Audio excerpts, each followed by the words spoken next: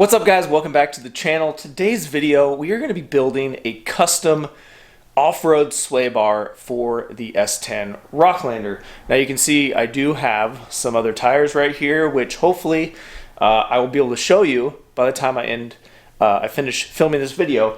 But that's not what this video is about. It's not about new tires for the snow season, which I'm super pumped about, but it's about an off-road anti-rock sway bar. Now I've had full disclosure, I've had this sway bar on this truck since I finished building it. I spent like an hour, I took parts off of the Jeep, and I made it work on this really quick. I will show you that as well, but we are going to finalize, kind of show you all the parts and pieces that I have on here right now, what I'm going to do to make it more permanent and not kind of move around on me. And so let's get into the custom off-road sway bar. So we got our anti-rock. This is a Currie anti-rock. This is the parts off my TJ. I'm going to go through all the parts and pieces here in a second, but I just want to show you before I pull it off and we go through the parts how I have it currently set up. So this is the S10 factory sway bar mounting bars right here. So you can see I used some rubber hose on the top here and around this, and I was able to weld a bolt into the frame so I can utilize a nut. So I can just slide this on and then bolt this to this tube that's housing the torsion bar. Now you can see how this has moved, and it's moving around, and that's not really optimum. So what we're going to do is we're going to take this back apart, and I need to make this permanently attached to the frame. But let's pull it off and we'll go through all the options and parts that you might need in order to do this project.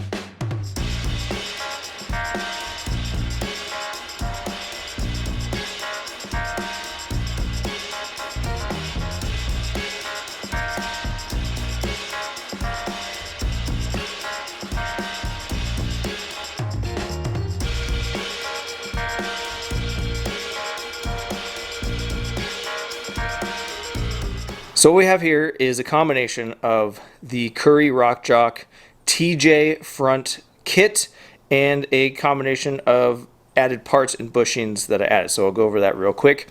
So the TJ anti-rock setup is these 18-inch bars, this 36-inch torsion bar, and then the bushings that go in the frame on the TJ, not these guys right here. Got our hardware kits and our end links, all that's from the TJ kit. Now you can buy this as a universal kit from Currie as well and not hodgepodge these parts together, and it comes with all of these parts. So the TJ Currie anti-rock kit is about $535.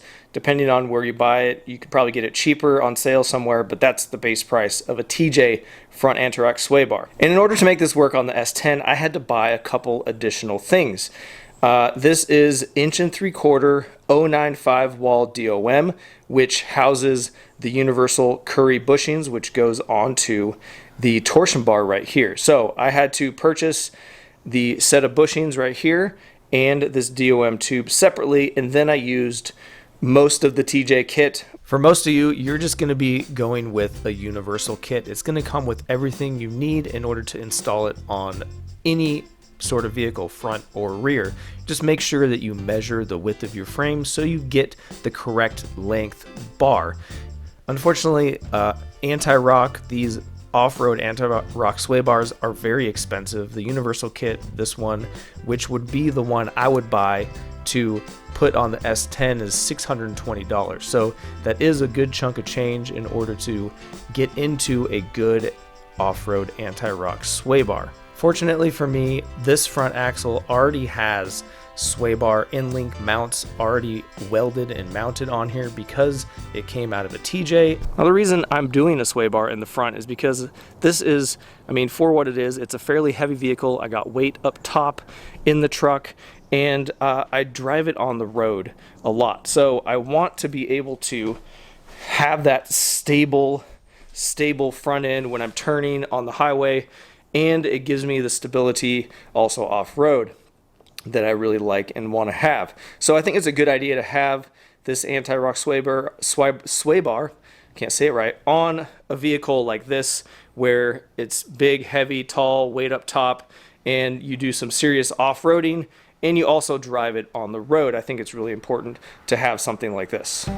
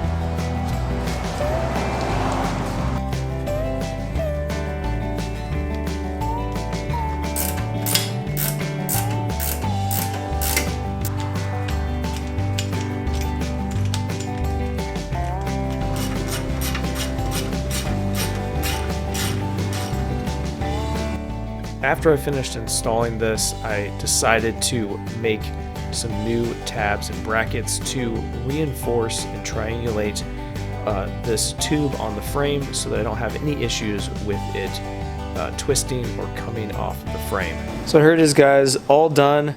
Now the proper or the better way to do this would be to drill a hole through the frame and run this tube through the frame.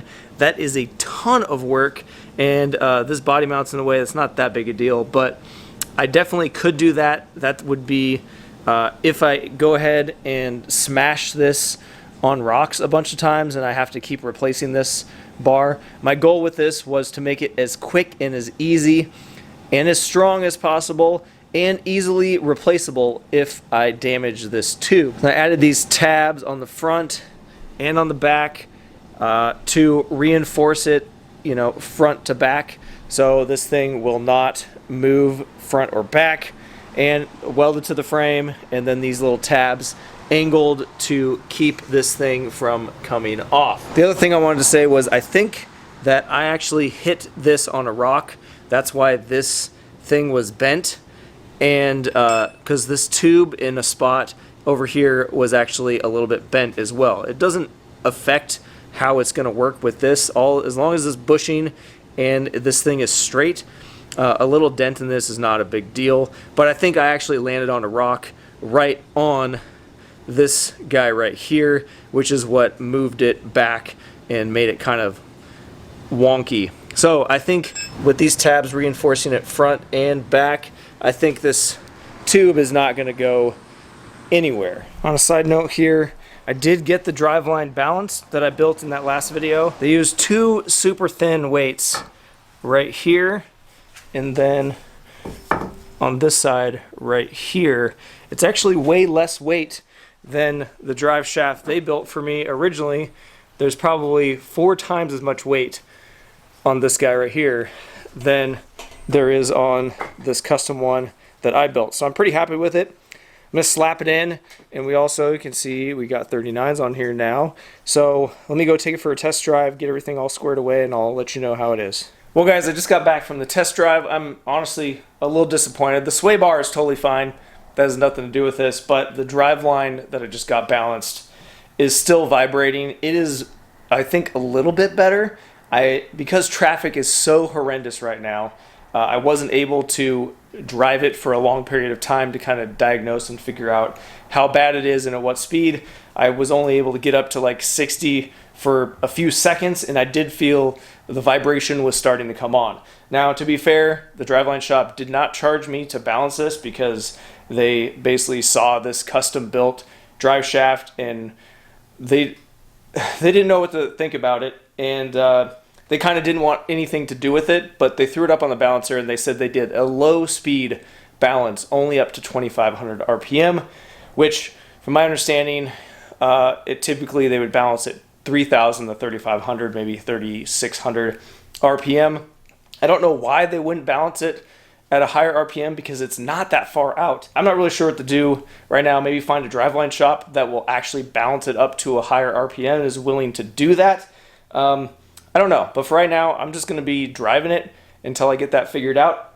And also these 39s look sick. So the Snow 10 is ready for snow season. If you like this video, make sure you like, subscribe, do all the stuff you're supposed to do on YouTube. Leave me a comment down below. If you want to follow me on social media, I am at Muddy Beards 4x4. We got shirts, stickers, stuff like that on our website, muddybeards4x4.com. Till next time, guys, we will see you on the trail.